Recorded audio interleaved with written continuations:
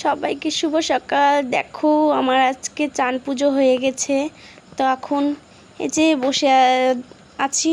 তখন তোমার দাদাভাইকে রান্নাবাড়ি আমার হয়ে গেছে, তোমার দাদাভাইকে এখন খাওয়া দাওয়া দিয়ে খাওয়াই পাঠাবো কাজে। চলো আবার পরে দেখা হচ্ছে, টাটা। দেখো কতদিন তো কাজের জন্য আমার কাজ বন্ধ ছিল, তো এখন এই যে আমার ডিউটি শুরু হয়ে গেছে।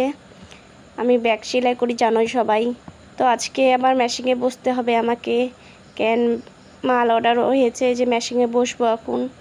চলো তোমাদের সাথে কিছু কথা বলে তারপর আবার পরে দেখা হচ্ছে, টাটা।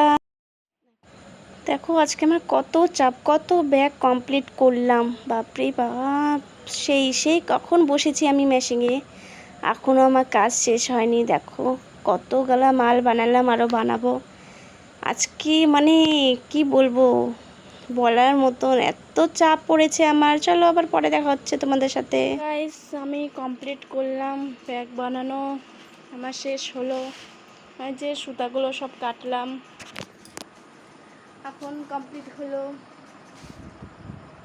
3 ডজন ছোট বানালাম, 1 ডজন বড়, তো সব কমপ্লিট হয়ে গেল। তখন এগুলো এই যে গুছায় টুছায় তারপর আমি চলে যাব ডেডিকা ডিউটি,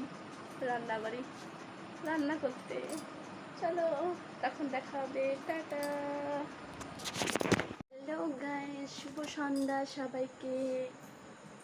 তো সবাই কেমন আছো? আশা করি ভালো আছো।